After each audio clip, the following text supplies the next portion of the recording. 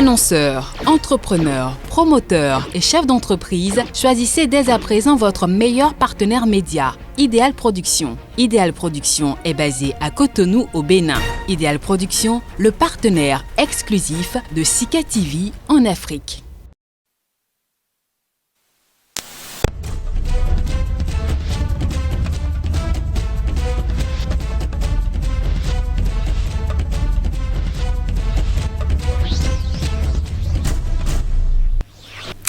Bonjour à tous, ça va mal dans le Sahel. Les populations meurent et le bilan devient effroyable.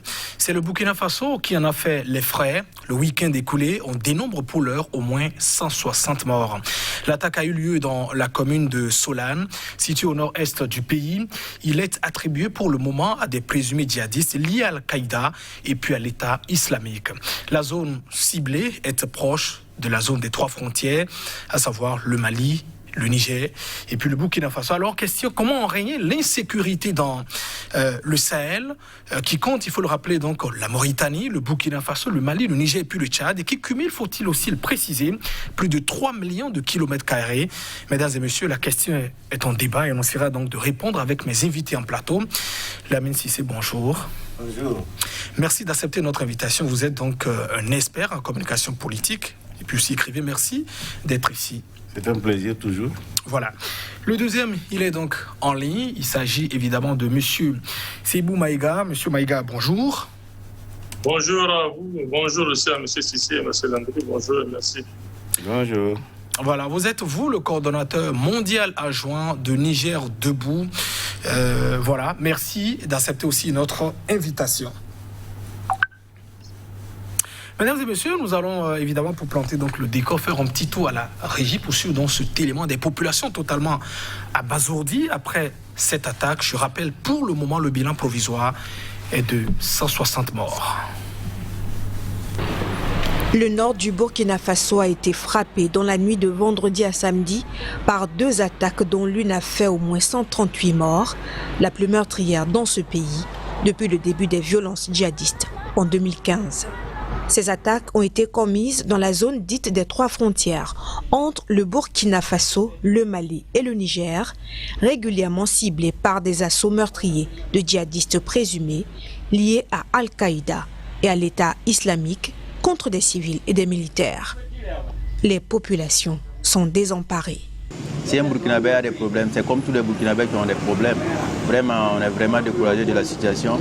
Voilà, vraiment, ça nous fait, on a peur maintenant. On a peur. Voilà, on a peur gens. Et si on est capable, si les individus sont capables d'attaquer un village, et puis il n'y a pas eu de réaction à temps pour qu'on puisse sauver ces villageois. Vraiment, ça n'a pas été. Bon, je n'ai pas été content de la situation. Ça nous fait mal. Ça nous fait mal. On ne suis pas content. On ne suis pas content. Il faut que les autorités là-même, eux-mêmes, ils vont voir comment ils peuvent aider la population, surtout dans les villages au nord. Là-bas, les gens souffrent beaucoup. Voilà, donc on demande le président du Faso, il n'a qu'à aider les gens du nord, voir comment il peut faire pour eux, quoi. Parce qu'au moins 100 morts, c'est pas facile. Dans une seule journée, bon, ça nous fait tellement mal. Le secrétaire général des Nations Unies, Antonio Guterres, a condamné l'attaque tout en soulignant la nécessité urgente que la communauté internationale renforce son soutien à l'un de ses membres dans son combat contre la violence extrémiste et son bilan humain inacceptable.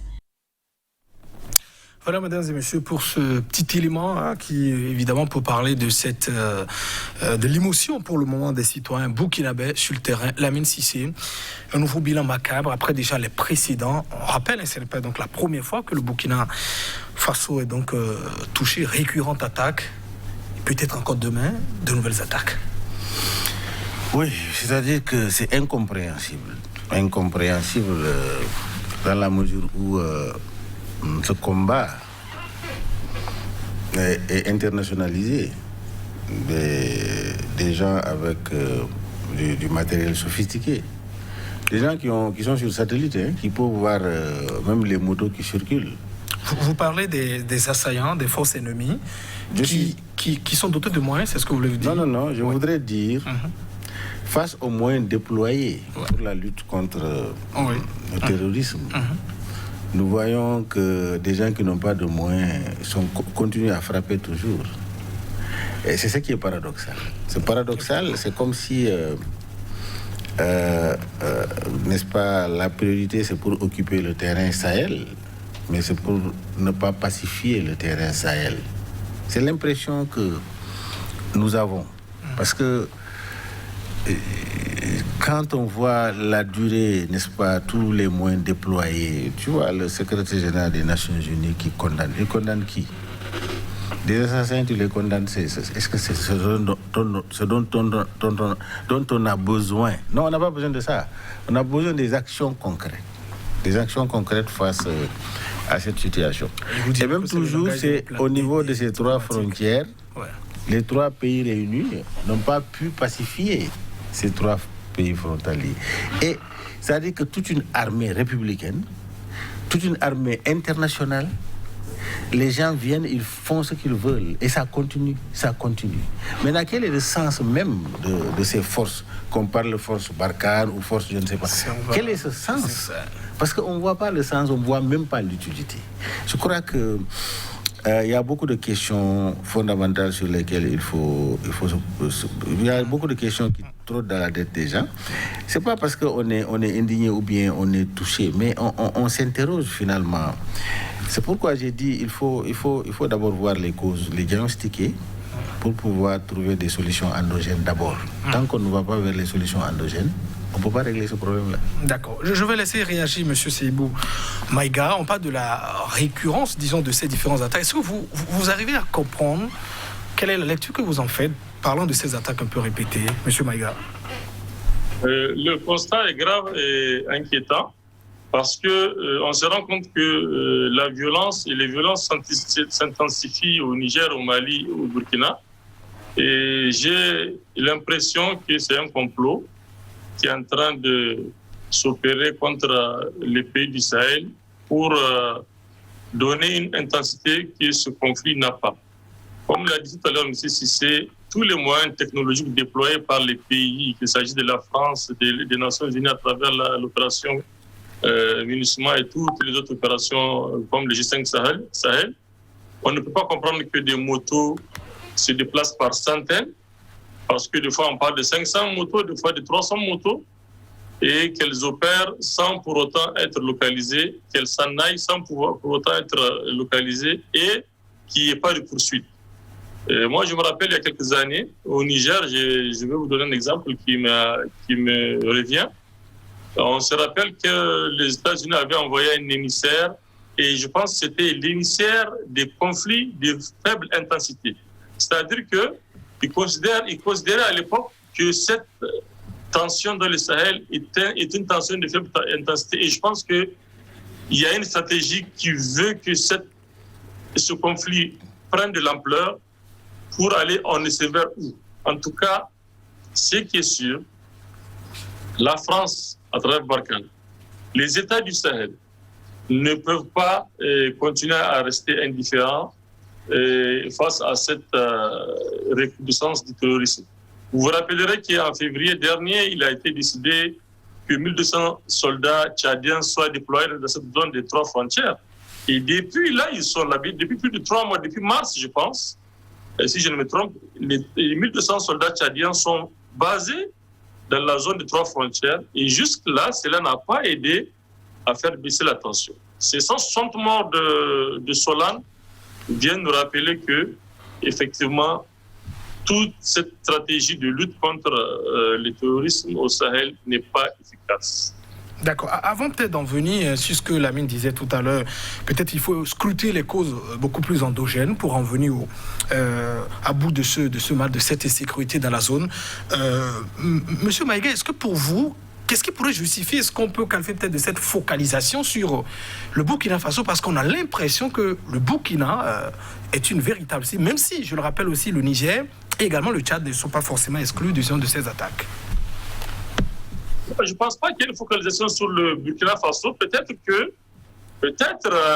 la présence des soldats tchadiens qui sont basés vers Terra au Niger, peut-être elle a facilité le mouvement vers le Burkina. Mais si vous regardez, il se passe des actions aussi bien au Niger, ça ne s'est pas arrêté. Au Mali, peut-être un peu moins, je dirais même. Parce que ce qui se passe au Niger, depuis le mois de décembre 2020, ça ne se passe pas ailleurs. Par contre, là, au Burkina, on se rend compte qu'ils sont en train de prendre du terrain. Et si vous regardez l'élément que vous avez passé tout à l'heure, il est bien précisé qu'il y a une compagnie pas loin de cette localité de Solane. Il y a une compagnie militaire, une grosse compagnie militaire qui travaille et il n'y a pas eu de réaction. Et vous voyez l'ampleur de cette attaque montre qu'effectivement, il y a une faiblesse. Bon, il ne faut pas oublier les choses. Hein. On ne doit pas oublier le fait que psychologiquement, les terroristes ont pris le dessus sur les armées nationales. Parce qu'on ne peut pas comprendre qu'on fait une attaque à un village, des civils désarmés. Il y a une compagnie qui est là pour les protéger, n'est-ce pas, et que cette compagnie ne se déploie pas. Donc, ce n'est pas qu'il y ait une focalisation sur le Burkina, ça se passe partout. Mais quand on vient dans un village et qu'il y a des règlements de compte qui sont prévus, puisque vous savez, la cause, c'est qu'on demande aux gens de payer ou des rançons ou des taxes, n'est-ce pas? Et si ce n'est pas fait, bien, on revient pour faire les représailles. Et la plupart du temps, le mode opératoire est toujours le même.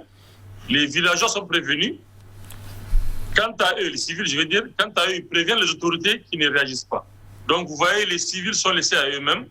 Et malheureusement, tant que ces armées nationales n'ont pas pris leur responsabilité, tout à l'heure, on va parler de solutions, j'espère. Et puis, tant que ce n'est pas fait, ça va continuer à devenir de plus en plus grave pour les civils qui ne peuvent pas se défendre puisqu'ils sont désarmés. D'accord.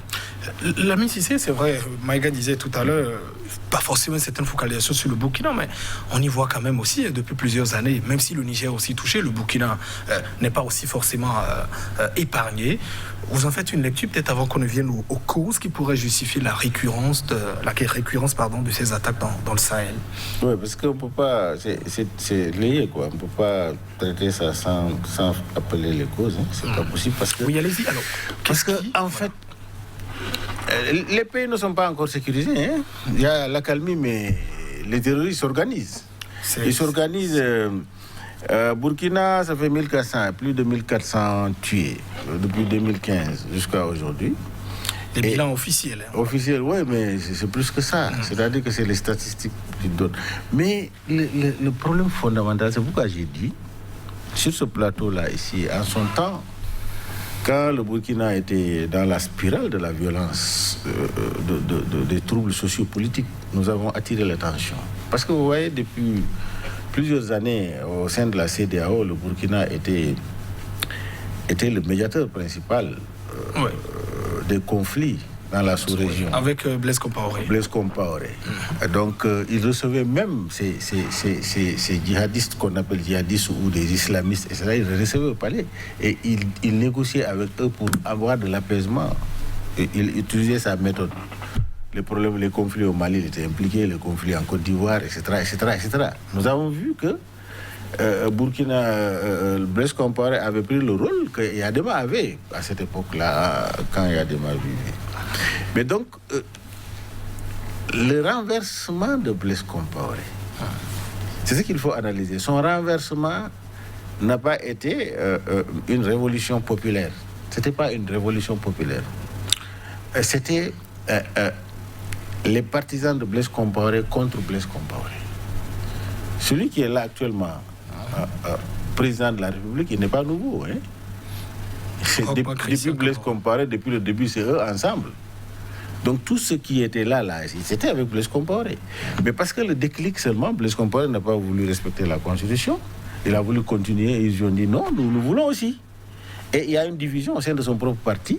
Et les ténors de son parti se sont levés, qui avaient les moyens. Ils ont organisé les populations et ils ont pris la... Voilà un peu comment ça s'est passé. Oui, c'est pas comme au Mali où il y a une révolution mentale, une révolution populaire qui a fait partie d'Ibeka. C'est pas la même chose. Donc quand vous... Mais tout ce qui était sorti au Burkina, vous n'étiez forcément pas là, même si c'est que des partisans, des proches de Blaise Compaoré, il y avait des populations aussi. Mais qu'est-ce qu'ils sont ceux qui... Non, qu'est-ce que sont ceux qui gouvernent là maintenant? Qu'est-ce que sont ceux qui gouvernent? C'est comme au Sénégal. Macky Sall, il a été pendant 8 ans avec Abdoulaye Wade, Premier ministre, etc. Il vient, il dit je suis nouveau. Tout ce qu'il pose comme acte n'est pas consommable. C'est pas possible. Tu ne peux pas être le justicier maintenant des autres, alors que toi-même tu devais être jugé. Alors le problème qui se pose au Burkina, j'ai attiré l'attention, j'ai dit faisons attention. Parce qu'un régime qui est venu au pouvoir par un coup d'État, Thomas Sankara, c'est pas n'importe qui. Ok? Et vous avez été complices, vous avez travaillé ensemble. Ils sont comptables du bilan positif et du bilan négatif de Blaise Compaoré. Et si par la faveur des choses, vous avez eu une certaine notoriété, une certaine position, vous avez fait partie de cela là, mais vous arrêtez les militaires, vous mettez les généraux en prison, alors que le pays est dans une situation de conflit. J'ai dit, il faut rassembler toutes ces expertises-là autour du Burkina pour sauver le Burkina. Parce que ton pouvoir ne serait pas un pouvoir solide, un pouvoir fiable tant qu'il n'y a pas la paix. Aujourd'hui, regarde, pendant combien d'années est-ce que Marc-Christian Kaboré est en train de dérouler des programmes de développement? Il ne peut pas. La grande majorité du pays est dans la main il y a du terrorisme. Parce que, tu sais, le peuple est confronté à 2 terrorismes. Il y a le terrorisme de la faim, le terrorisme de la mauvaise gouvernance, le terrorisme des divisions politiques et le terrorisme des terroristes. Donc c'est la catastrophe là où nous sommes. Et c'est dans tous les pays. C'est pourquoi j'ai dit. Mais on a vu Blaise Compaoré peut-être diriger. La justice lui reproche des choses. Il est d'ailleurs poursuivi. On a vu d'ailleurs la main tendue qu'il avait faite à Roch Christian Kaboré en disant je suis peut-être prêt à le faire. On a été rejeté. Oui, mais on a l'impression qu'il manipule quand même les terroristes. Non. En coulisses. J'ai dit impression, je parle d'impression. C'est pas bon. Je vous pose la question. Est-ce qu'il serait le meilleur, interlocuteur des terroristes? Est-ce que le fait d'avoir une division interne des forces qui étaient là pendant près de 30 ans, est-ce que ce n'est pas un des facteurs qui amplifie ce terrorisme-là dans le pays? C'est ça, c'est-à-dire que c'est dommage. Tant qu'il n'y a pas, c'est-à-dire qu'un pays est fragile que quand les acteurs politiques sont divisés. Un pays est fragile que quand les populations sont divisées. Un pays est fragile que quand la gouvernance politique et économique est catastrophique. Cette fragilité-là, n'est-ce pas, rend ce pays-là vulnérable. Quelle que soit la volonté qu'un chef d'État ait, si tu es devant un pays où il n'y a pas une cohésion nationale autour de toi, tu es fragile. C'est ça la vérité. Les chefs d'État ne tiennent pas compte de cela. Que ce soit au Bénin, que ce soit au Niger, que ce soit au Sénégal, il faut qu'on mesure ces facteurs-là qui sont très importants. Et quand tu ne fais pas attention et que ça détonne, ce serait difficile pour que tu ramènes à l'ordre. Le Burkina est dans une situation de déflagration. Il sera difficile. Regarde, avec toutes les forces internationales qui sont au sauvé, etc. Est-ce que ça a réglé un problème? Ça n'a pas encore réglé. Il faut que les facteurs endogènes soient réglés automatiquement. Aujourd'hui, là où nous sommes là, il faut qu'il y ait un consensus national. Cela n'empêche pas à la justice de sévir en son temps. Mais aujourd'hui, l'heure est de pacifier le pays. J'ai donné l'exemple de la Chine. Vous pouvez peut-être... Chiang Kai-shek. Oui. Seydou Maïga, Lamine Cissé parlait tout à l'heure un peu, disons, de la division à l'interne au niveau des partis politiques pour le cas du Burkina Faso. Vous, votre lecture, peut-être en prenant l'exemple aussi de notre pays, je parle du Niger, que vous maîtrisez également très bien. Est-ce que vous partagez son point de vue? Mais absolument, parce que quand vous regardez, quand il parle au niveau de la gouvernance, et M. Sissa a cité tous les terrorismes d'État qui exerçaient sur les citoyens. Mais le pire, c'est que quand vous prenez le cas du Niger, ce terrorisme est exercé sur les militaires d'abord. C'est-à-dire que l'armée, elle est déstructurée, elle est désorganisée par le régime depuis 10 ans qui d'ailleurs, je reviens à une chose pour vous dire, regardez, tout à l'heure je parlais du complot. Regardez ce qui se passe autour de tout ce Sahel. Il y avait la Libye qui était forte, avec un chef d'État, Kadhafi, qui était un verrou et qui empêchait ce terrorisme d'éclore. Il y avait le Tchad à l'est. Il y avait plus à l'ouest, il y avait le Burkina Faso. On a fait sauter Kadhafi, il est parti. Plus au sud, je vais dire au Burkina, on a fait partir M. Blaise Compaoré. et récemment M. Déby. Voilà les seuls chefs d'État qui contenaient chacun à sa façon le terrorisme. Au Niger, pendant que ces 3 chefs d'État-là contenaient à leur façon, de façon efficace le terrorisme, le chef d'État nigérien de l'époque a même appelé le terrorisme à venir s'installer au Niger, puisqu'il a déclaré la guerre au terrorisme. Et maintenant, ce terrorisme d'État dont parlait M. Cissé, qu'est-ce qui se passe? Il n'y a pas de cohésion sociale. Effectivement, l'État est fragilisé par le conflit politique. Pourquoi? Parce que ceux qui sont aux affaires veulent juste rester et servir l'Occident. Les libertés individuelles sont menacées. La société civile ne peut plus manifester. Donc, du coup, elle-même ne se sent pas en mesure, ou bien n'est même pas en mesure d'aider le gouvernement dans la recherche de solutions. Les solutions aux problèmes sécuritaires sont politisées. C'est-à-dire qu'elles sont gérées dans un cercle restreint et non pas national. Du coup, il n'y a pas de solution. Et les terroristes trouvent bien sûr une faille organisationnelle et structurelle dans laquelle ils s'installent. Et malheureusement, l'armée, qui est très souvent l'instrument à travers lequel la démocratie et la République revient en force, puisque des fois c'est eux qui restaurent la démocratie, puisqu'actuellement il n'y a pas de démocratie. Donc l'armée est déstructurée parce que qu'est-ce qui se passe? On a peur des bons officiers. On les met en prison. D'autres, ils sont embastillés, d'autres sont envoyés dans des endroits où ils ne peuvent pas servir l'État, et du coup, l'armée ne peut plus jouer le rôle qu'elle doit jouer. Vous voyez, donc voilà le vrai problème qui se passe. On ne peut pas pacifier nos États, encore moins sécuriser, encore moins aller lutter contre le terrorisme. Donc vraiment, ce problème dont a parlé M. Cissé, il se retrouve partout. Et tant qu'on n'a pas, avec l'aide du monde entier, parce qu'il n'y a pas que la France qui doit nous aider, aider les pays du Sahel, le monde entier doit aider les pays du Sahel d'abord à avoir des États pacifiés de l'intérieur. La paix sociale, ce n'est pas parce qu'il y a un dirigeant qui s'est dit qu'il a été élu. Non, non, non. La paix sociale, c'est qu'il y ait une opposition politique, une démocratie vivante, une réelle démocratie. Autant de Blaise Compaoré au Burkina Faso.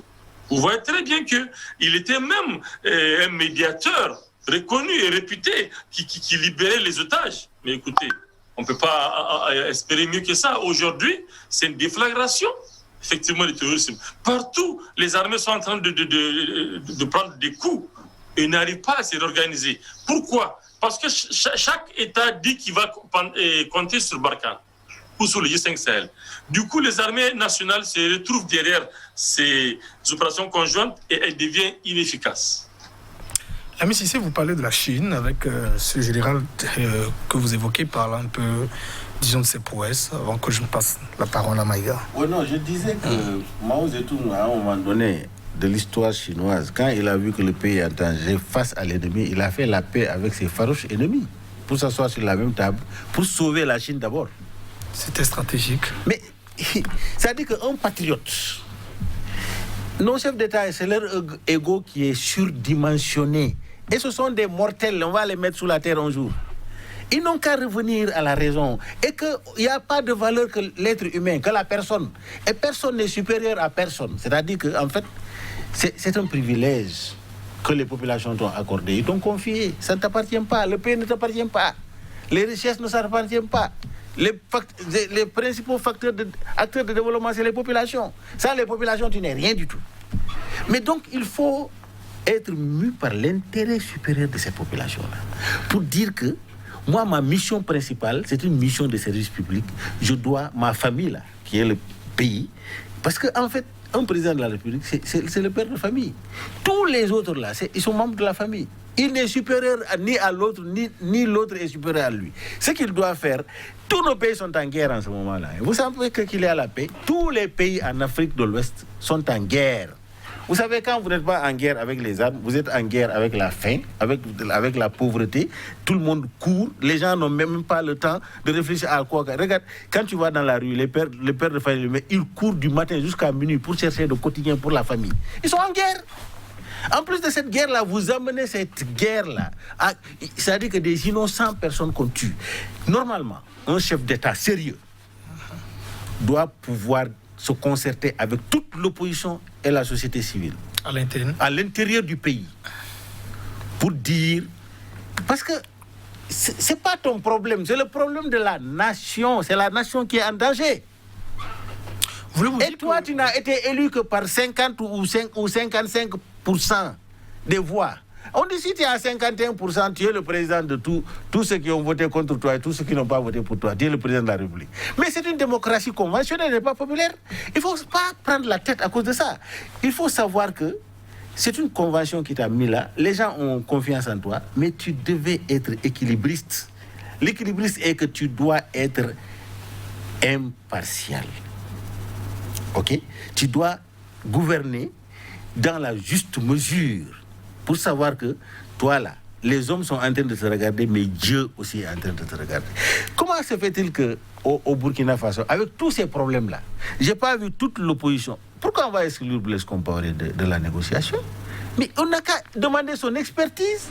Vous pensez qu'il est un acteur clé? Je souhaiterais que le président de la République se concerte avec tous ceux qui ont gouverné le Burkina Faso dans le temps pour dire comment on va faire. C'est ça le patriotisme. Maintenant, la justice peut faire son travail, ce n'est pas un problème. Mais quand la nation est en danger, au Niger, mais il y a les opposants qui sont en prison, il y a la société civile en prison, mais est-ce qu'on a besoin de ça? Mais libérez tout le monde et mettez-vous sur la table de négociation pour le Niger, parce que le Niger ne vous appartient pas. C'est ça la réalité. C'est ça la vérité. Au Bénin, ici où nous sommes là. Mais qu'est-ce qui se passe? Depuis que le président est là, c'est-à-dire que l'opposition est à gauche, lui il est à droite. Il y a une division totale entre les hommes de la classe politique. Pour le pays, le jour où ça va péter ici, qu'est-ce qu'il va dire? Qui est le premier responsable? C'est le président de la République qui est le premier responsable. Parce qu'il a laissé les facteurs se multiplier. Vraiment, moi c'est ça. C'est-à-dire que, franchement, j'aimerais qu'on ait des dirigeants qui ont pitié des populations là, quoi. C'est-à-dire que qui comprennent que ces populations-là, on doit les respecter, quoi. Ils ne respectent pas les populations. C'est pourquoi il faut que les gens s'assoient sur là. Parce que tant que les facteurs endogènes ne nous unissent pas, ce n'est pas l'extérieur qui va venir nous régler notre problème. L'extérieur qui vient, ils ont des agendas. Nous sommes dans la dynamique géopolitique. Il y a beaucoup de facteurs en jeu. Ils ne viendront pas faire notre bonheur. C'est nous-mêmes qui devons faire notre bonheur. C'est ça la réalité, mon frère. Alors, Lamine Cissé, au-delà, disons, de ces dissensions internes qu'il faudrait donc régler, dont vous parlez, est-ce que vous pensez, par exemple, qu'au niveau de ces États, il faut peut-être d'abord mettre en place, ou j'allais dire plus former l'armée, les armées nationales, pour trouver des solutions avant d'avoir recours, disons, aux autres forces à l'extérieur, à l'externe. Mais vous pensez que l'armée nationale, nos armées nationales là, sont homogènes? Ils ne sont pas divisés, ils sont divisés. Allez voir les hommes de troupes, ceux qui sont en bas et la division qu'il y a entre eux avec ceux qui sont en haut là. Parce qu'en fait, la gouvernance, elle est chaotique. Même la dotation de l'armée devient chaotique. Même la motivation au sein de l'armée devient chaotique. Vous savez, vous pensez que les militaires sont des personnes comme nous, c'est les civils comme nous. Et ils sont partisans comme nous sommes partisans. Dans l'armée, il y a des gens qui sont avec l'opposition. Dans l'armée, il y a des gens qui sont avec la mouvance. Mais ils ont le droit de neutralité. C'est-à-dire que la motivation, tant que les acteurs politiques n'ont pas créé une cohésion, une motivation, en le faisant, vous créez une motivation partout, dans les quartiers, au sein de l'armée, dans la police. Vous sentez qu'il y a de l'enthousiasme autour de la nation. Donc c'est les dirigeants qui doivent faire ça là. C'est le chef qui est à la tête qui doit créer ces conditions-là. Et c'est le chef aussi qui désintègre la nation en créant des divisions. Parce que, regardez, c'est dommage. Quand je vois au Burkina, au moment où le pays est en situation, on mettait en prison des généraux, des officiers, mais on n'a pas besoin de ça à cette période donnée. On devait prendre toutes les expertises en compte. Et le discours du président n'était pas agréable à cette époque-là. Parce que eux, ils sont pas. On lui a fait tous les offres et il a rejeté. Jusqu'à présent, les innocents sont en train de mourir. Ce n'est pas eux qui sont au palais qui sont en train de mourir. Si par exemple leur famille était en train de mourir là, parce qu'ils ont trouvé des solutions, mais il faut arrêter ça. Il faut qu'on arrête ça. Il faut qu'on aille vers cette cohésion nationale. Tant qu'il n'y a pas une cohésion nationale autour de l'essentiel, n'est-ce pas? Mais les djihadistes, ils viendront, il y aura toujours des failles. Tu sais pas, peut-être qu'il y a des gens mécontents là qui sont complices avec ces djihadistes-là. Et il paraît que les zones, même la zone là où on a tué les gens, c'est des zones orifères. Parce que les djihadistes aussi, ils ont des sources de revenus qu'ils cherchent. C'est la drogue, c'est les sites, ou bien c'est le rançonnement, etc., etc. Donc ils ont une complicité à l'intérieur. Cette complicité, c'est une faille, parce que la nation n'est pas homogène. La nation est hétérogène. C'est ça le problème fondamental. Seydou Maïga, est-ce que, évidemment, sortir les opposants de prison, avoir peut-être une table ronde, régler les dissensions, est-ce que ce sera la solution pour enrayer cette insécurité, ou tout au moins la limiter, selon vous? Oui, c'est-à-dire qu'en faisant une sorte d'appel à l'union sacrée, à l'union nationale sacrée, effectivement, on crée une sorte de dynamique qui va essayer un peu de réduire le taux ou bien le haut niveau de conflit interne qui caractérise tous ces pays du Sahel, qu'il s'agisse du Burkina, du Mali, du Niger, jusqu'à tous ces pays-là ont le même problème. Maintenant, il faut aussi encourager Vous savez, quand tout à l'heure, M. Sissé disait que l'armée est divisée, c'est vrai. Parce que quand on arrête les gens, les militaires qu'on arrête au Niger, ce n'est pas par hasard. C'est pour des opinions. C'est-à-dire que c'est des militaires qu'on suppose ne soutiennent pas ouvertement le régime. Et dès que vous ne soutenez pas ouvertement, ou même par des phrases, on suppose que vous êtes de tendance opposition. Et on vous crée des problèmes. Donc ça aussi, c'est l'État qui crée ça. C'est les politiciens qui créent cette division-là. Si on libère les gens, si on crée un climat apaisé au niveau social, ça va aider beaucoup pour un peu calmer la tension. Et au niveau des armées, oui. Oui, allez-y. Oui, je demandais au niveau des armées, est-ce que vous pensez que mieux organiser les armées au niveau des différents pays, pourrait donc être une solution, plutôt que d'avoir forcément recours à ces armées, à ces forces extérieures? Vous savez, moi, il y a deux choses que je ne peux pas accepter.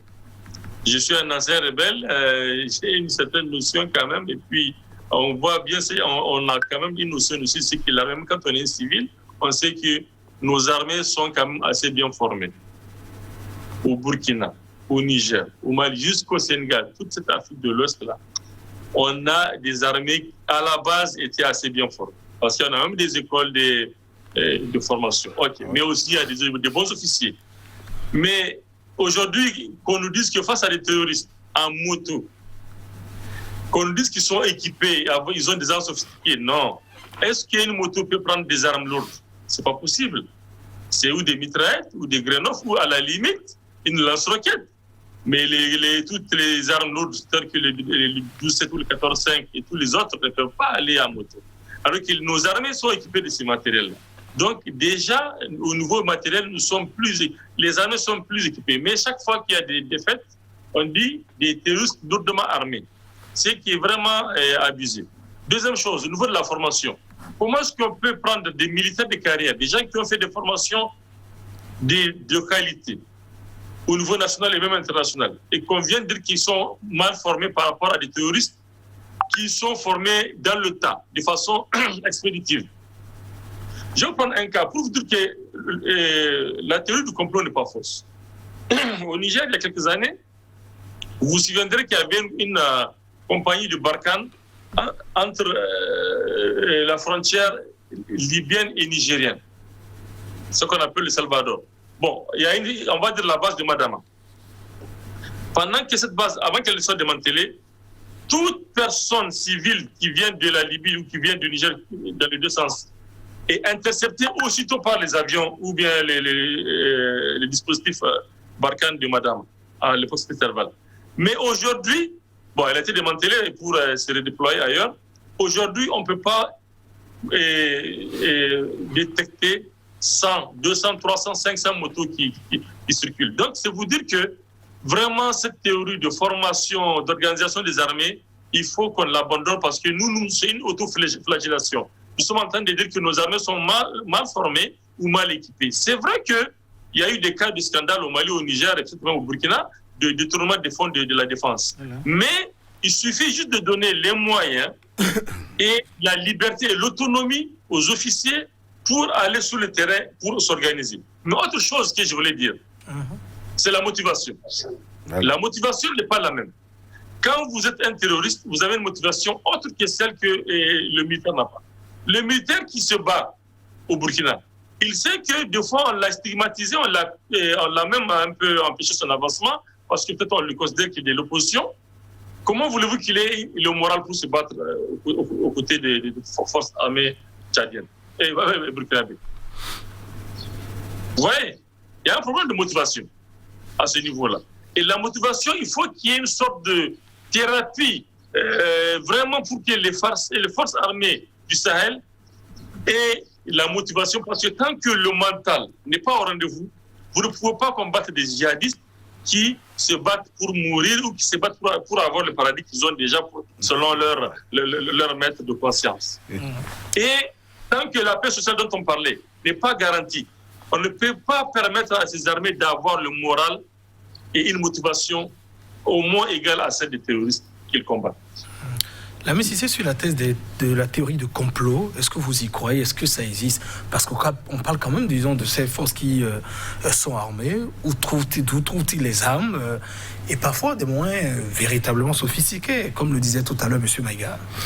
Vous me direz peut-être que la guerre du Biafra n'était pas organisée de l'extérieur. Si, c'est organisé de l'extérieur. L'Afrique de tout le temps, il y a des forces occultes qui ne veulent pas que les Africains s'unissent. Nous sommes dans l'espace CEDEAO. Hein? L'espace CEDEAO est une des organisations d'intégration modèle dans le monde. Mais depuis la guerre du Libéria, Sierra Leone, il y a toujours des conflits concrets quelque part. Toujours pour annihiler tous les efforts qui nous fassent avancer vers le développement. Donc, subitement, c'est le djihadisme, Boko Haram, etc. etc. Donc, nos territoires sont occupés.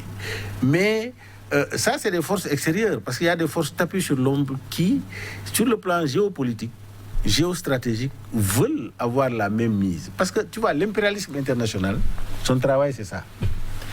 C'est venir vous diviser, vous allez vous autodétruire, et puis ils viendront avec votre argent pour vous construire et rapatrier tout l'argent chez eux. C'est ça. Alors, qu'est-ce qui peut endiguer cela là? Ce sont nos chefs d'État. Malheureusement, nous avons la plupart de nos chefs d'État, vraiment, qui ne sont pas mus par l'intérêt des populations.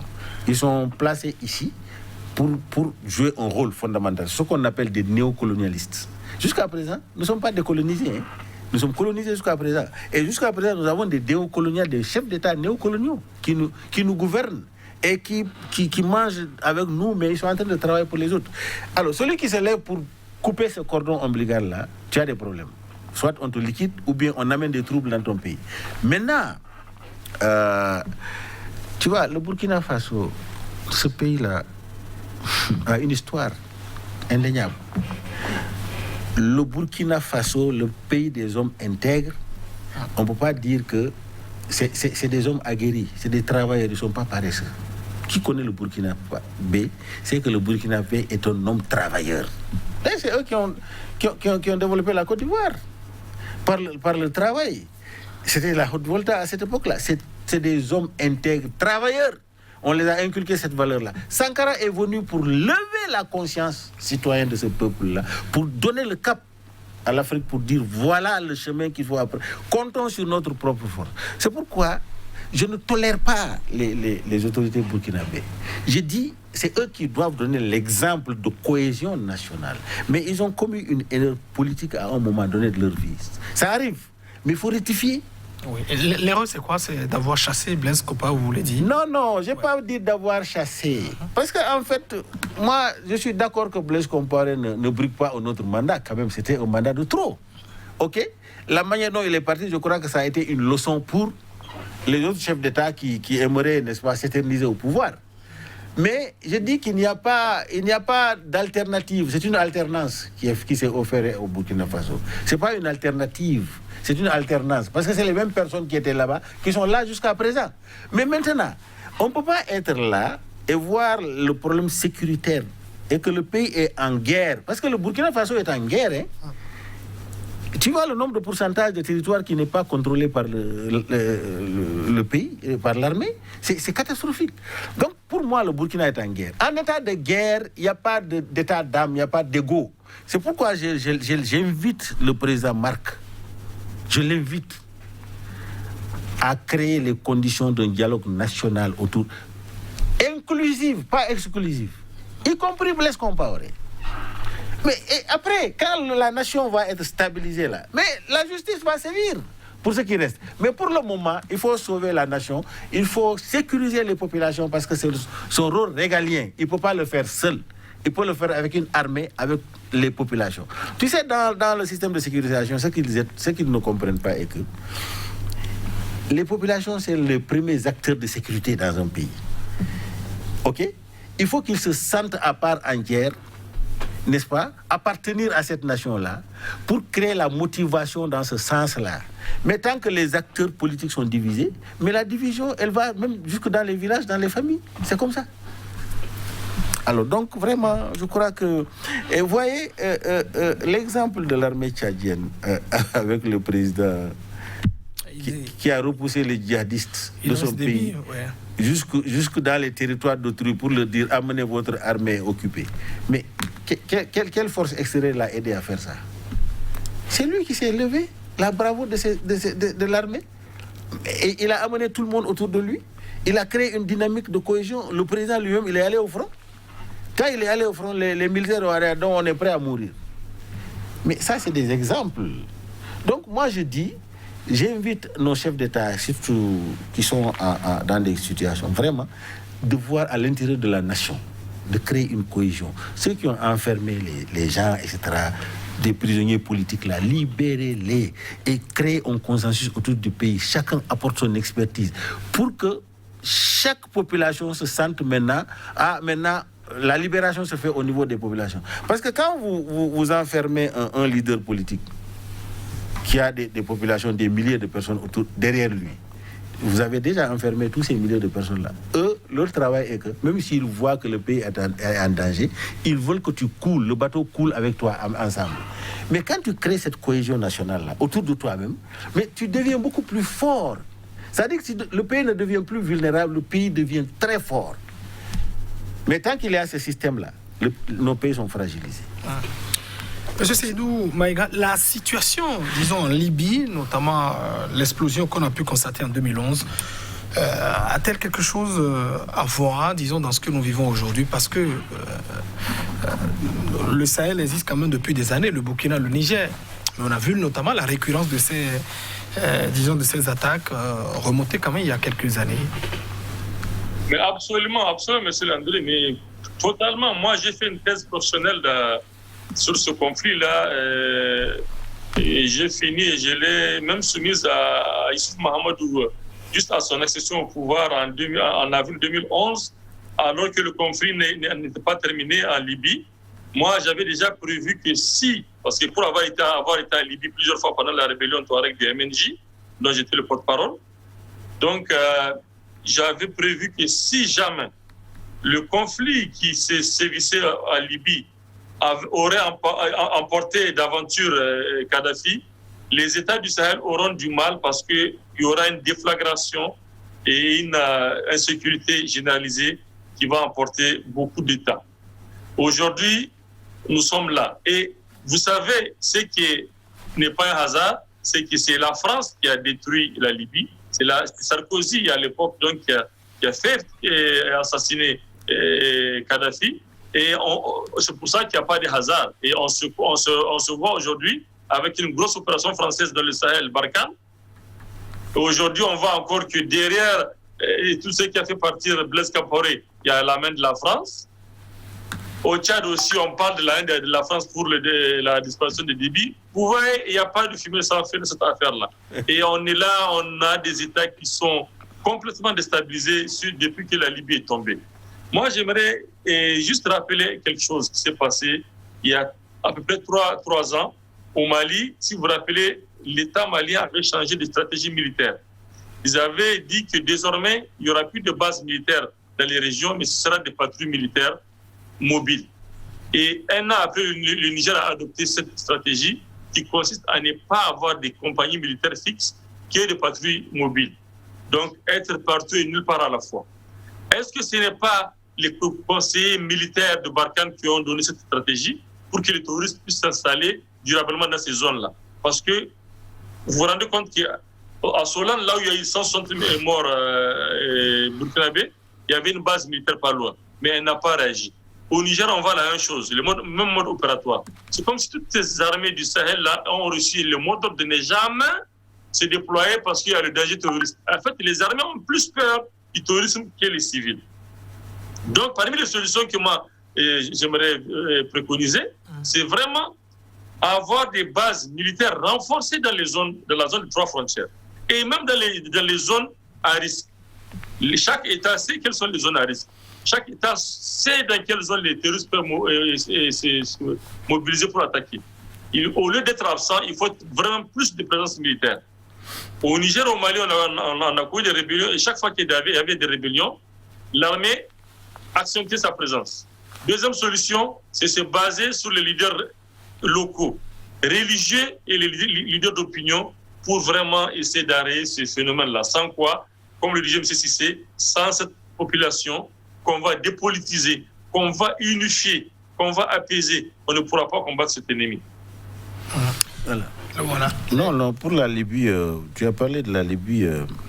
Évidemment, vous savez, la Libye a été toujours gênant pour l'Occident, puisque lui, il a acquis son autonomie. La Libye n'a rien d'autre que le pétrole libyen, à 80%, qui lui permet de développer. C'était un désert, il n'y avait rien. Pourquoi les autres pays, chez nous, là, par exemple, au Gabon, etc., qui avaient le même pétrole, n'ont pas pu? Parce que la Libye, c'est affranchi. Mais, quand est-ce qu'ils ont tué Kadhafi? C'est quand Kadhafi a voulu libérer l'Afrique. Parce que Kadhafi, il faut savoir qu'il a posé de son poids pour créer l'Union africaine. Il a été le principal bailleur de fonds. On était vers la création du Fonds monétaire africain. C'est ça la vérité. Il faut avoir notre propre monnaie en Afrique. Et les moyens étaient mis pour ça. Mais il faut, avec le gaz libyen qui a été découvert, etc., où on a débouté la France, il fallait éliminer ce monsieur-là parce qu'il était un danger. Voilà les réalités. Mais pourquoi, en voyant cela, on s'étonne qu'aujourd'hui, sur le plan géopolitique, que notre occupation, on n'a pas pu amener la paix? Parce que nous comptons que c'est les autres qui viendront libérer notre pays. On ne compte pas sur soi-même. Et je suis sûr et certain que si ce Nigeria-là, ce Tchad-là, ce Niger-là, ce Mali-là, si les conditions sociopolitiques intérieures sont apaisées et qu'ils essaient d'unir leur action contre le terrorisme, ils vont les vaincre très rapidement. Très rapidement. Très, très rapidement d'ailleurs. Mais il y a déjà des problèmes internes parce que tu ne vas pas me dire que Boko Haram est sorti ex nihilo. Il y a les facteurs qui ont créé Boko Haram, on les connaît. Il y a une injustice de gouvernance locale au Nigeria qui est facteur, n'est-ce pas, d'ébullition sociale. Ça, c'est clair. Au Nigeria, il y a une inégalité sociale qui est même très insolente. C'est inacceptable. Ok? Tu vois des gens d'une opulence extrême et des gens très très pauvres. Un pays où tout le monde pouvait avoir la paix sociale et se nourrir. Alors, donc, partout ailleurs, c'est des facteurs de conflit interne. Donc, Boko Haram est né, il y a d'autres qui viennent, etc., etc. Mais derrière tout ça, là, il y a autre chose. Parce que les armes que ces gens-là reçoivent, justement, ils reçoivent ces armes-là d'où? Les moyens qu'ils ont, ils sont renseignés. Hein? Ils ont des renseignements, ils sont renseignés. Et ils infiltrent même nos armées nationales. Et c'est-à-dire qu'il y a des troupes même au sein de l'armée nationale. C'est parce qu'il n'y a pas de cohésion politique, il n'y a pas de bonne gouvernance, il y a du désordre dans la gouvernance. C'est ça qui cause tout cela. Là. C'est pourquoi nous sommes inquiets, mais nous sommes très optimistes, d'autant plus que, comme je l'ai dit sur ce plateau toujours, et que Aujourd'hui, les populations, surtout la jeunesse, la jeunesse a soif de cette paix-là. La jeunesse a soif de ce développement-là. La jeunesse... C'est elle qui semble être sacrifiée. Oui, elle est sacrifiée, mais elle se bat. Actuellement, il y a une révolution mentale au sein de la jeunesse parce que la jeunesse a compris. Il y a une révolution mentale parce que les populations ont compris maintenant que vraiment, il faut changer la manière de faire. Chacun cherche la paix aujourd'hui. Et tant la paix, l'Afrique de l'Ouest ne peut pas aller. Sans la paix, cette CEDEAO-là dont on parle là, on ne peut jamais créer notre monnaie unique et avoir un marché commun. La CEDEAO finira par se disloquer. Et ça, ce n'est pas notre intérêt. Nous voulons resserrer nos rangs. Nos micro-États-là doivent disparaître au profit des grandes entités. Et là, je crois que tout un chacun doit s'y mettre. En priorité, nos chefs d'État qui nous gouvernent. En priorité. Voilà. Alors, Monsieur Seibou Maïga, quel est l'avenir réservé, selon vous, à toutes ces forces? On avait vu l'opération Serval qui est passée, on a vu après Barkhane, et cette fois-ci G5 Sahel. Faut-il dire, rangez-vous, dégagez pour que nos armées prennent le relais, ou une certaine synergie, une collaboration avec les armées nationales, ou renforcée? En tout cas, je pense que déjà, il y a trop d'opérations conjointes, il y a trop de... On ne se retrouve plus. Voilà, le G5 Sahel, depuis qu'il a été créé, depuis 2017, on devrait avoir une armée conjointe. Tout ça n'a pas été mis en place. Il y a un manque de moyens. Vraiment, c'est une façon de distraire les gens en les occupant sur quelque chose qui ne sera pas abouti avant 5 ans ou 10 ans, le temps que ça s'envenime ou que ça se détériore ou que les États même se disloquent. Ouais. Donc, je pense que quand certains disaient on veut trop de Barkhane, on veut moins de Barkhane. Ça veut dire que Barkhane doit être là pour nous donner un soutien aérien, pour former les armées, pour les rendre autonomes.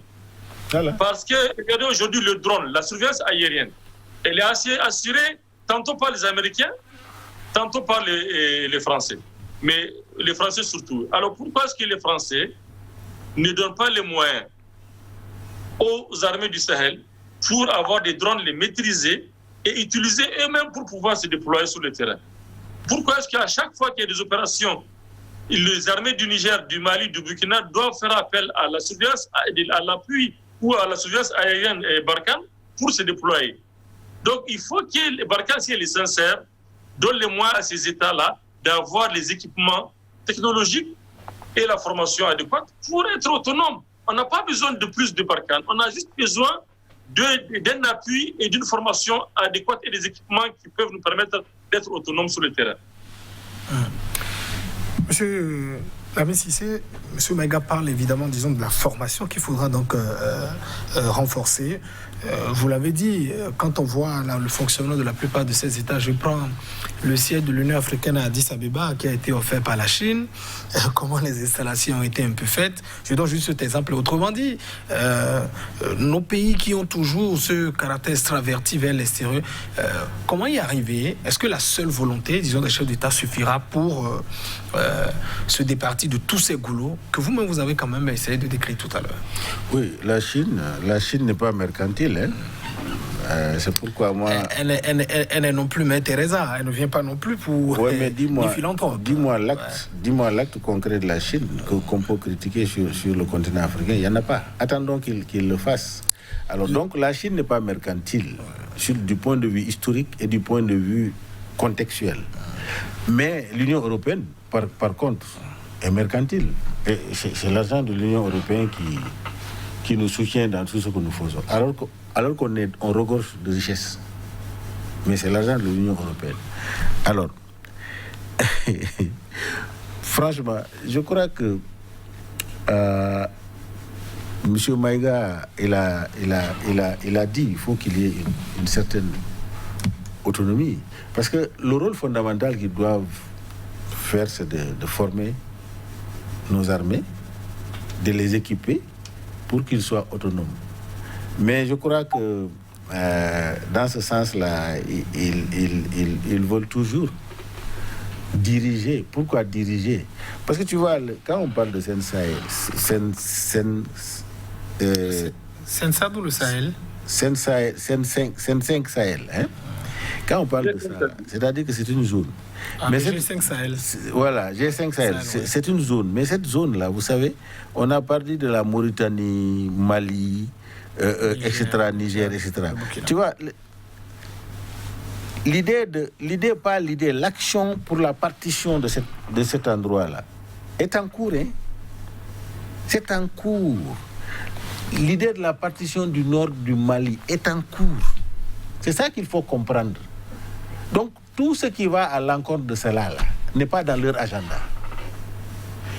Faudrait-il pas que nous ayons notre autonomie d'action sur le terrain pour que vraiment nous nous sentons libres? C'est pourquoi moi je suis pas optimiste avec ces forces extérieures là, parce que si ils veulent, la France voulait pacifier le nord du Mali là, c'était déjà fait, parce que quand ils ont poussé les djihadistes, ils ont demandé au gouvernement malien d'aller négocier avec les gens qui ont les armes. Au lieu de les désarmer, ils ont dit d'aller négocier avec eux. Et ils pouvaient les désarmer en ce moment-là. Donc, c'est pourquoi je rejoins mon ami, mon frère Maïga, qui dit que, évidemment, la France il est celui qui est le premier responsable de la désintégration en Libye, mais quand il a fait ça, il est allé s'asseoir chez lui. Donc, le rôle fondamental, moral de la France aujourd'hui, il devait se déployer pour pacifier militairement cette zone-là, parce que il est le premier facteur qui a créé ces conditions-là. Alors, la France aussi n'est pas venue pour nos beaux yeux, parce que nous sommes beaux, nous sommes, etc. Mais la France a des intérêts au Niger, des intérêts capitaux du moins au Niger. L'uranium et autres. La France a des intérêts géostratégiques au Mali. Ok? La France a des intérêts dans toute l'Afrique de l'Ouest. Donc, la France, c'est pas ex nihilo, elle est venue parce qu'il est... Non. La France a des intérêts. Donc, nous aussi, nos dirigeants doivent savoir que nos intérêts, c'est l'autonomie, l'indépendance. Il faut qu'on soit indépendant. On n'est pas encore indépendant. Si c'est l'indépendance, ça ne veut pas dire que quelqu'un qui est pauvre ne peut pas être indépendant. On peut être pauvre et être indépendant. On peut être riche et être dépendant. C'est ça le problème. Mais nous cherchons cette autonomie-là pour que l'Afrique au moins puisse respirer. Parce que vous voyez, mon frère, je vous dis quelque chose. Hein. Dans 5 ans, 10 ans, si cette manière de gouvernance ne change pas, tu verras dans tous les pays africains des explosions sociales du moins. Parce que c'est intenable. La demande sociale africaine, de la jeunesse africaine est exponentielle. J'ai dit qu'il y a des millions de jeunes diplômés qu'on met dans le marché de l'emploi et qui n'ont pas de travail, qui chôment. Et il y a des chômeurs, il y a des gens qui quittent leur emploi par la mauvaise gouvernance. Quel est le programme de gouvernance qui peut contenir cela, si ce n'est pas de libérer l'Afrique pour que les ressources de l'Afrique reviennent à l'Afrique? Grosse question. On va recueillir, disons, le mot de fin, j'allais dire, de Seydou Maïga, voilà, par rapport à ce débat sur la question quand même de comment régner le mal. La nécessité, c'est de conclure un peu sur la tension, hein, disons, ce message à l'endroit des gouvernants, un peu sur l'explosion sociale qui nous attend. En tout cas, la première chose, comme on l'a dit le long du débat, c'est vraiment de créer un climat social de confiance et de paix entre les acteurs politiques d'abord, et de aussi renforcer vraiment les armées du point de vue matériel pour pouvoir surveiller les espaces aériens des zones de la zone 3 frontières, et surtout Barkhane, qu'elle essaie qu'il y ait moins de Barkhane. Vraiment que Barkhane essaie de rendre autonomes les armées nationales.